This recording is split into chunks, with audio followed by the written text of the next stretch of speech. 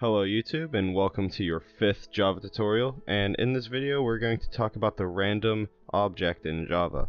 So go ahead, open Eclipse and open up your first class.java, and we're going to make the random. So to make it, we go random, I'm going to call it rand equals new random, and I already have it imported, but if I didn't, just click Control-Shift-O and it'll import it for you. Now if you remember, with the scanner I had to type system.in here, but you are not getting input with the random. It's randomly generating some value for you, so you don't need to put anything in the parameters. So now we're going to use it. Let's set up an int up here and we'll call it value.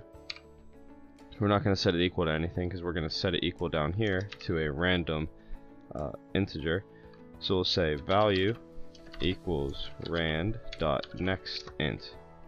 And if we don't put a bound in and we just run this after we tell it to print it out, and we'll print out the value, we can click run and it'll print out a really big integer.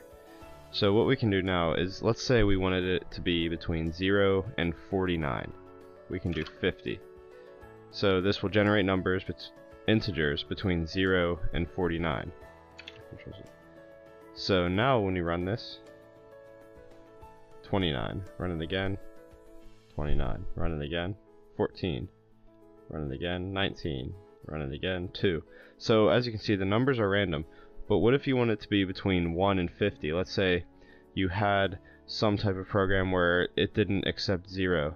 So what you would do is you just put +1, and now this will generate numbers between 1 and 50. 31, I'm not sure if I'll be able to get the, oh, there's the 49, but it will generate numbers between 0 or 1 and 50 now that we put the +1.